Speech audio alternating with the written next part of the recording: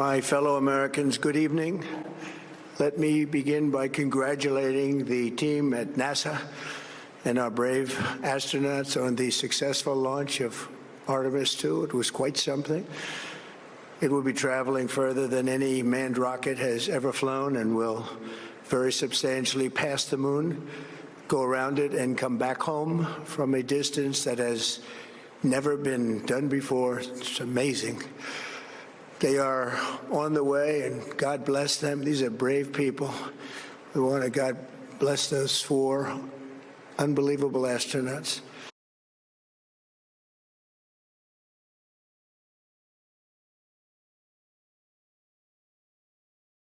As we speak this evening, it's been just 1 month since the United States military began Operation Epic Fury, targeting the world's #1 state sponsor of terror, Iran.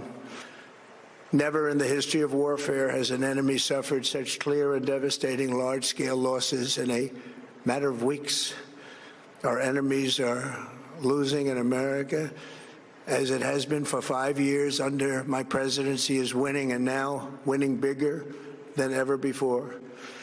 Before discussing this current situation, I also want to thank our troops for the masterful job they did in taking the country of Venezuela in a matter of minutes.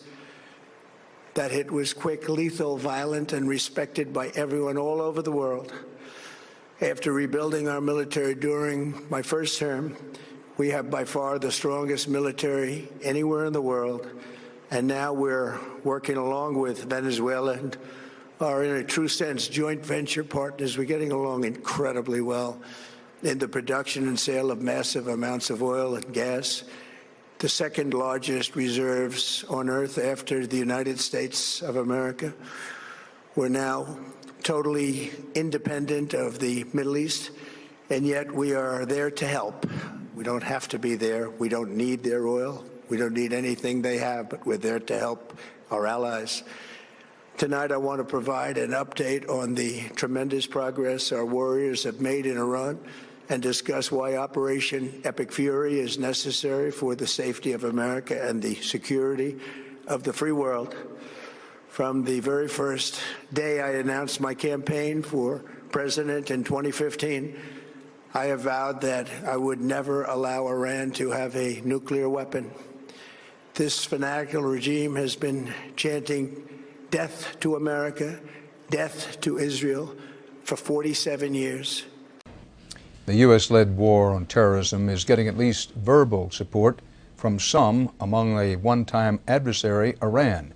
In Tehran this week, demonstrators held a candlelight vigil for victims of the attacks in New York and Washington, and Iran's foreign minister was quoted today as saying his government wants those behind the attacks, quote, tracked down and severely punished. Their proxies were behind the murder of 241 Americans in the Marine barracks bombing in Beirut, the slaughter of hundreds of our service members with roadside bombs. They were involved in the attack on the USS Cole, and they carried out the countless other heinous acts, including the just horrible, bloody atrocities of October 7th in Israel, something that most people have never seen anything like it. This murderous regime also recently killed 45,000 of their own people who were protesting in Iran. 45,000 dead. For these terrorists to have nuclear weapons would be an intolerable threat. The most violent and thuggish regime on earth would be free to carry out their campaigns of terror, coercion, conquest, and mass murder from behind a nuclear shield. I will never let that happen, and neither should any of our past presidents. This situation has been going on for 47 years and should have been handled long before I arrived in office. I did many things during my 2 terms in office to stop the quest for nuclear weapons by Iran first, and perhaps most importantly, I killed General Qasem Soleimani in my first term. He was an evil genius, brilliant person, a horrible human being, however, the father of the roadside bomb, and he lived just horrible what he did, Iran would have been perhaps in far better, stronger position. Had he lived, we would have had probably a different conversation tonight. But you know what? We'd still be winning and winning big. And then, very importantly, I terminated Barack Hussein Obama's Iran nuclear deal, a disaster. Obama gave them $1.7 billion in cash, green cash, took it out of banks from Virginia, D.C., and Maryland, all the cash they had. He flew it by airplanes in an attempt to buy their respect and loyalty, but it didn't work. They laughed at our president and went on with their mission to have a nuclear bomb. His Iran deal would have led to a colossal arsenal of massive nuclear weapons for Iran, and they would have had them years ago, and they would have used them. It would have been a different world. If not stopped, Iran could produce a nuclear weapon in a very short time. It could be a year, it could be within a few months. They have the wherewithal, the stored up, preserved knowledge to make a bomb very quickly if they wanted to do it. Iran is so dangerous. Weeks away from having the fissile material for an entire arsenal of nuclear bombs. They're very close. They're 6 months away from being about 90% of having the enriched uranium for an atom bomb. Iran is gearing up to produce 25 bombs, atomic bombs a year, 250 bombs in a decade. Ladies and gentlemen, time is running out. Iran will be capable of producing alone, without importing anything, nuclear bombs within 3 to 5 years. I take the threat very seriously. I take the fact that he develops weapons of mass destruction very seriously.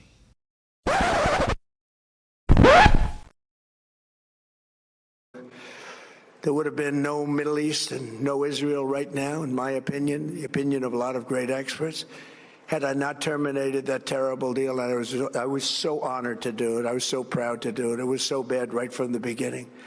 Essentially, I did what no other president was willing to do. They made mistakes, and I am correcting them. My first preference was always the path of diplomacy, yet the regime continued their relentless quest for nuclear weapons and rejected every attempt at an agreement. For this reason, in June, I ordered a strike on Iran's key nuclear facilities, an Operation Midnight Hammer. Nobody's ever seen anything like it. Those beautiful B-2 bombers performed magnificently. We totally obliterated those nuclear sites. The regime then sought to rebuild their nuclear program at a totally different location, making clear they had no intention of abandoning their pursuit of nuclear weapons. They were also rapidly building a vast stockpile of conventional ballistic missiles and would soon have had missiles that could reach the American homeland, Europe, and virtually any other place on Earth. Iran's strategy was so obvious. They wanted to produce as many missiles as possible, and they did, with the longest range possible. And they had some weapons that nobody believed they had. We just learned that out. We took them out. We took them all out so that no one would really dare stop them. And their race for a nuclear bomb, a nuclear weapon like nobody's ever seen before. They were right at the doorstep. For years, everyone has said that Iran cannot have nuclear weapons, but in the end, those are just words if you're not willing to take action when the time comes. As I stated in my announcement of Operation Epic Fury, our objectives are very simple and clear. We are systematically dismantling the regime's ability to threaten America or project power outside of their borders. That means eliminating Iran's Navy, which is now absolutely destroyed, hurting their Air Force and their missile program at levels never seen before, and annihilating their defense industrial base. We've done all of it. Their Navy is gone. Their Air Force is gone. Their missiles are just about used up or beaten. Taken together, these actions will cripple Iran military, crush their ability to support terrorist proxies, and deny them the ability to build a nuclear bomb. Our armed forces have been extraordinary. There's never been anything like it militarily. Everyone is talking about it, and tonight I'm pleased to say that These core strategic objectives are nearing completion.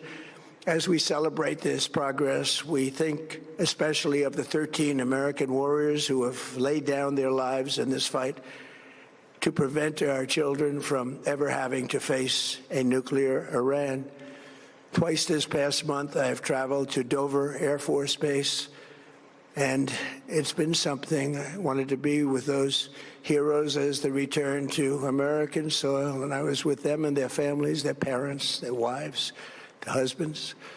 We salute them, and now we must honor them by completing the mission for which they gave their lives. And every single one of the people, their loved ones said, "Please, sir, please finish the job." Every one of them. And we are going to finish the job, and we're going to finish it very fast. We're getting very close. I want to thank our allies in the Middle East, Israel, Saudi Arabia, Qatar, the UAE, Kuwait, and Bahrain. They've been great, and we will not let them get hurt or fail in any way, shape, or form. Many Americans have been concerned to see the recent rise in gasoline prices here at home. This short-term increase has been entirely the result of the Iranian regime launching deranged terror attacks against commercial oil tankers in neighboring countries that have nothing to do with the conflict. This is yet more proof that Iran can never be trusted with nuclear weapons. They will use them, and they will use them quickly. It would lead to decades of extortion, economic pain, and instability worse than we can ever imagine. The United States has never been better prepared economically to confront this threat. You all know that. We built the strongest economy in history.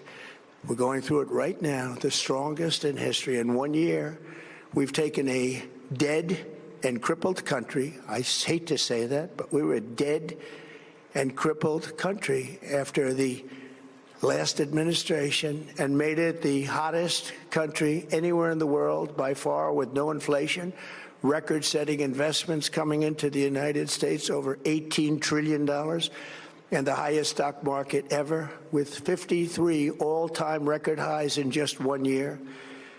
It all positioned us to get rid of a cancer that has long simmered. It's known as the nuclear Iran, and they didn't know what was coming. They've never imagined it.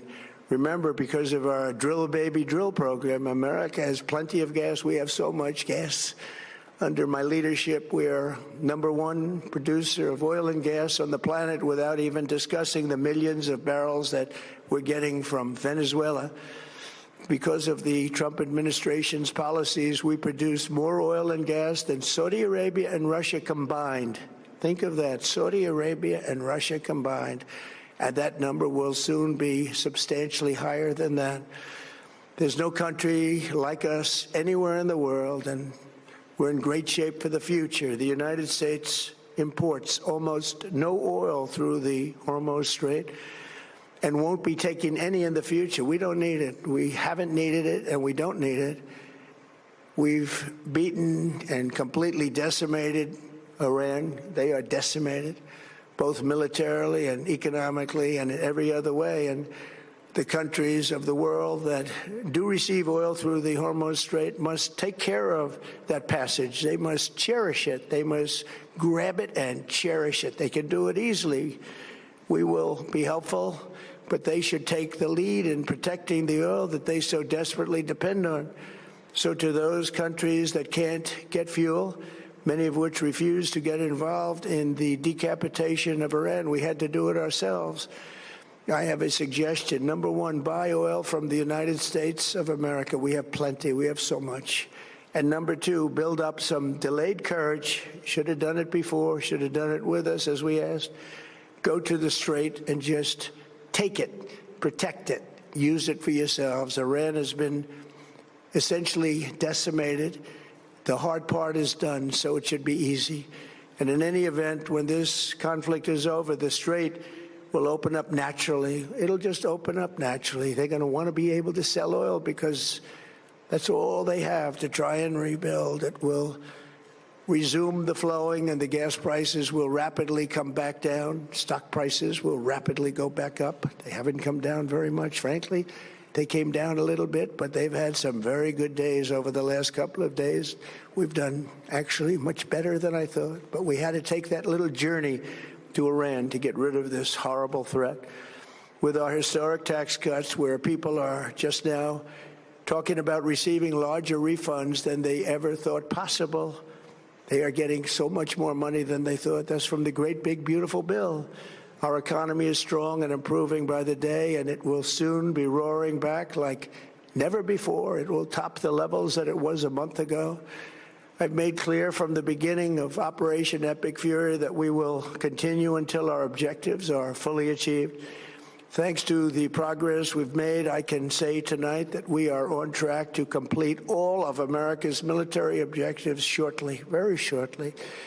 We're going to hit them extremely hard over the next 2 to 3 weeks. We're going to bring them back to the Stone Ages where they belong. In the meantime, discussions are ongoing. Regime change was not our goal. We never said regime change. Finally, to the great, proud people of Iran, I say tonight that the hour of your freedom is at hand. When we are finished, take over your government. It will be yours to take. This will be probably your only chance for generations. For many years, you have asked for America's help, but you never got it. No president was willing to do what I am willing to do tonight. Now you have a president who is giving you what you want. So let's see how you respond. America is backing you with overwhelming strength and devastating force. Now is the time to seize control of your destiny and to unleash the prosperous and glorious future that is close within your reach. This is the moment for action. Do not let it pass. But regime change has occurred because of all of their original leaders' death. They're all dead. The new group is less radical and much more reasonable. Yet if during this period of time no deal is made, we have our eyes on key targets. If there is no deal, we are going to hit each and every one of their electric generating plants very hard and probably simultaneously. We have not hit their oil, even though that's the easiest target of all, because it would not give them even a small chance of survival or rebuilding. But we could hit it, and it would be gone, and there's not a thing they could do about it. They have no anti-aircraft equipment. Their radar is 100% annihilated. We are unstoppable as a military force. The nuclear sites that we obliterated with the B-2 bombers have been hit so hard that it would take months to get near the nuclear dust, and we have it under intense satellite surveillance and control. If we see them make a move, even a move for it, we'll hit them with missiles very hard again. We have all the cards, they have none. It's very important that we keep this conflict in perspective. American involvement in World War I lasted 1 year, 7 months, and 5 days. World War II lasted for 3 years, 8 months, and 25 days. The Korean War lasted for 3 years, 1 month, and 2 days. The Vietnam War lasted for 19 years, 5 months, and 29 days. Iraq went on for 8 years, 8 months, and 28 days. We are in this military operation, so powerful, so brilliant, against one of the most powerful countries for 32 days. And the country has been eviscerated and essentially is really no longer a threat. They were the bully of the Middle East, but they're the bully no longer. This is a true investment in your children and your grandchildren's future. The whole world is watching, and they can't leave the power, strength, and brilliance. They just can't believe what they're seeing. They leave it to your imagination, but they can't believe what they're seeing, the brilliance of the United States military. Tonight, every American can look forward to a day when we are finally free from the wickedness of Iranian aggression and the specter of nuclear blackmail. Because of the actions we have taken, we are on the cusp of ending Iran's sinister threat to America and the world. And I'll tell you, the world is watching. And when we do, when it's all over, the United States will be safer, stronger, more prosperous, and greater than it has ever been before. May God bless the men and women of the United States Armed Forces. Thank you. God bless you. God bless Israel. God bless the Palestinians. And God bless the United States. Thank you very much. Thank you. And may God bless the United States of America. Thank you very much and good night.